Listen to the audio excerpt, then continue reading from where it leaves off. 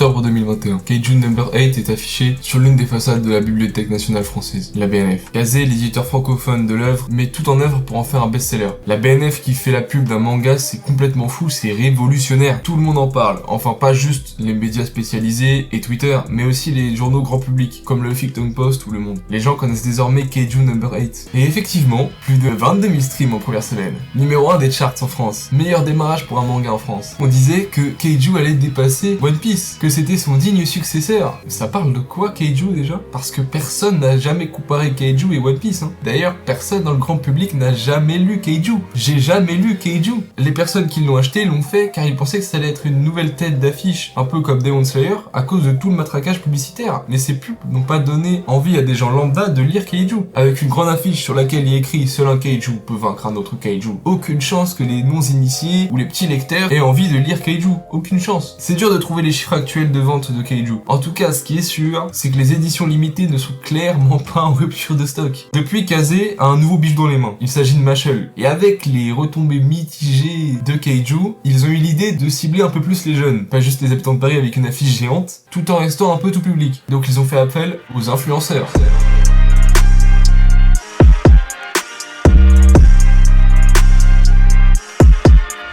Mastu nous sort une vidéo où il nous présente Mashle avec un petit cosplay, enfin la marque sur le visage. Je m'en souviens parce que je regarde ses vidéos, j'aime bien ses vidéos. Et justement, à part être fan de One Piece, de Naruto, de l'attaque des titans, je crois que Mastu est juste fan des Neketsu plutôt connus. Alors je me suis dit c'est le moment pour lui de nous prouver l'étendue de sa passion. Et il nous dit, mais je suis très heureux de vous parler d'un manga. Mais je ressens quelque chose d'un peu impersonnel quand il nous parle. Je vous jure, j'aime bien les vidéos de Mastu, mais j'ai pas un a priori non plus, mais j'ai un sentiment bizarre. En fait, s'il faisait la pub pour un VPN ou pour une gourde, aucun problème.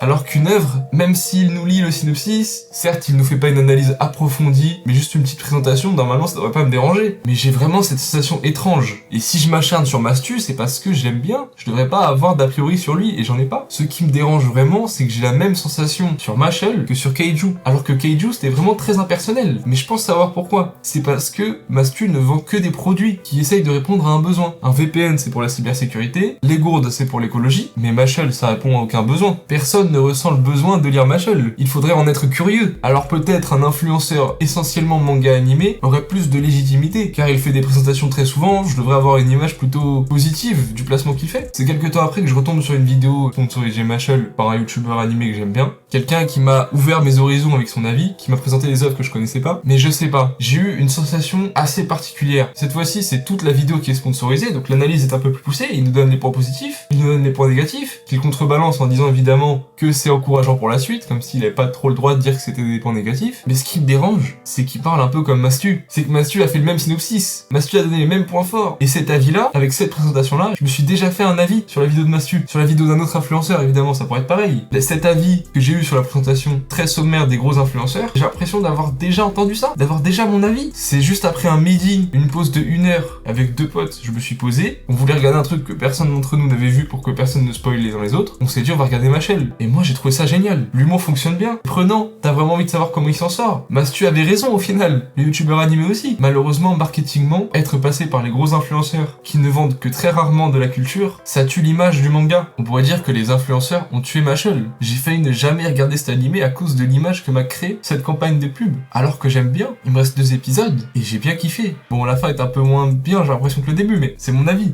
Enfin bref, allez me suivre sur TikTok. TikTok tous les 2 jours. Merci à Yen Yen pour m'aider sur l'écriture. Merci beaucoup pour la vidéo. Au revoir.